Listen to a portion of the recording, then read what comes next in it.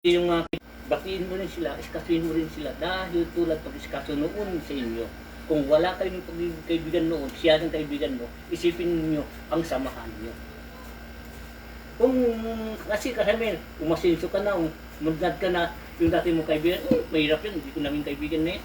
Dahil ngayon, umangat ka na. Kung asahan mo, ugali mo ganun, bilang araw makahanap ka, magpapahamak sa iyo ng kaibigan. Mayroon rin yung kaibigan, gagamitin ka lang niya. May tunay mo kaibigan, bata kayo, hanggang tumanda kayo, hanggang kayo pa rin, alam mo na yung bawat ugali niya, ang bawat isa. Yung palipat-lipat kayo, hindi nyo alam, yung nalipatan yung puso pala, pakitang tao lang. Tandaan ninyo, huwag kayo magbawas ng kaibigan, magtangkap kayo. Kung ano man ang problema ninyo, dalawang kaibigan, at ayusin ninyo, dahil lahat ng bagay may tampuan din yan. Importante ayusin ninyo. Dahil bilang araw, kailangan mo rin siya at kailangan kanya rin. Dahil ang kaibigan, walang iwanan. Dahil ikaw ay napabago-bago, pagkakapasok ka sa isang lugar, isang kaibigan, magpapahamak sa iyo. Ang tawag doon ay hindi ka totoo. Sa pangalan ni Jesus, dakilang Ama, ang tagaligtas. Marami, nakikita ko, ang mga mayayaman na at hindi na sila nakakakilala yung pinanggalingan nila. Hindi nila alam pinanggalingan nila, ang saya-saya nila, ang dahil pares sila mahirap. Ngayon, yung mahirap na iwanan at hindi na nila baliwalain nila, hindi nila isipin yung alaala nila noon, iisa sila sa plato, isang pagtutulog, ngayon umunlad ka lang at pinabayaan mo na yung tao, yung dati mo kaibigan.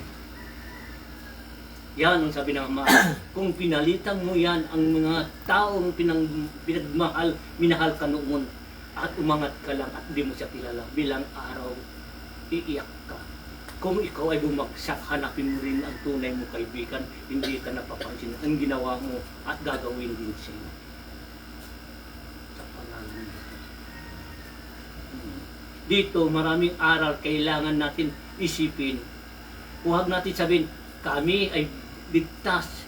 Tulad tayo, ang lahat, ang tunay tagaligtas at marunong makumbaba, makibagay, makisama, marunong ka magrespeto sa bawat isa. Ang Diyos ay nasa inyo. Kung ugali mo hindi maganda, ipinakita mo hindi maganda, nakasulat din sa Biblia, ang kabayaran niya, ang kamatayan. Dahil imbes matagal ang buhay mo, kunti-kunti nababawasan ang iyong araw dito sa mundo dahil sa ugali mo ay hindi maganda. Buksan mo yung puso mo at isipan mo, kaharian ka dapat ng Diyos. Dahil ang Diyos ang naghihintay lang kung tinanggap mo siya at tatanggapin ka niya. Dahil lahat tayo dito, pagsamantala lang tayo dito sa mundo natin iba. Dahil ang lahat ng mga pinupulot ko ay bato, ay puso, panay puso. Dahil kailangan ng Diyos ay pag-ibig ang bawat ira natin ngayon. Bawat Pilipino, kahit iba-ibang bansa, pag-ibig ang ira. Dahil yan nakasulat sa Biblia. Tandaan ninyo, ang magpapataas sa kanyang sarili, babagsak.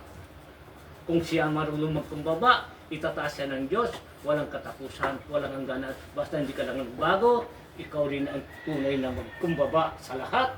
Ang Diyos ay nasa inyo. Lahat kayo, wala kayong patutunguhan kundi sa Kanya. Lahat kayo na dito sa lupa, hindi nyo alam kung kailan kayo kukunin ng Diyos. Mag-ipon na kayo ng kayamanan, ng kabutihan. Yan lang ang gusto ng Diyos para sa atin. Amen? Amen. Dahil ang lahat yan, walang posible sa Diyos. Tandaan ninyo, mga nunununo natin, kahit mga iba, kahit anak natin, anuman, basta oras na, wala natin magawa, Diyos pa rin ang siyang maghuhusig sa atin ang lahat. Tulad pinasok ko sila, yung masamang espiritus, yung diablo doon sa bato. Ang bato, ang siyang kinulungan ng mga masasamang espiritu. Hindi ko sila sinaktan, kinausap sila matino ng lahat at tumunog. Tumunog lang ako at umiyak ng diablo, pumasok na sa bato. Ay hindi ko pa, wala akong karapatan maging saktan sila, patayin sila. Hindi ako Diyos. Ako lang pinagbigyan ng Diyos ng karapatan, dapat ikulong lang sila sa bato sa panghalan ni Jesus Christ. Amen.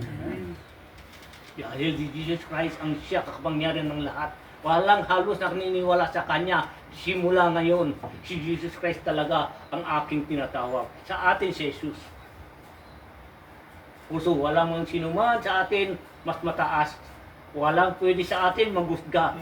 Husgahan ka rin, haharap tayo sa Diyos. Doon mo makikita kung sino ka ba talaga. Taga dito ka ba?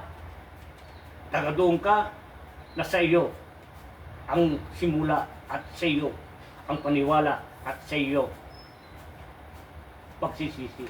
Sabi ng Diyos, lahat kayo haharap sa akin. Amen. Amen. Amen.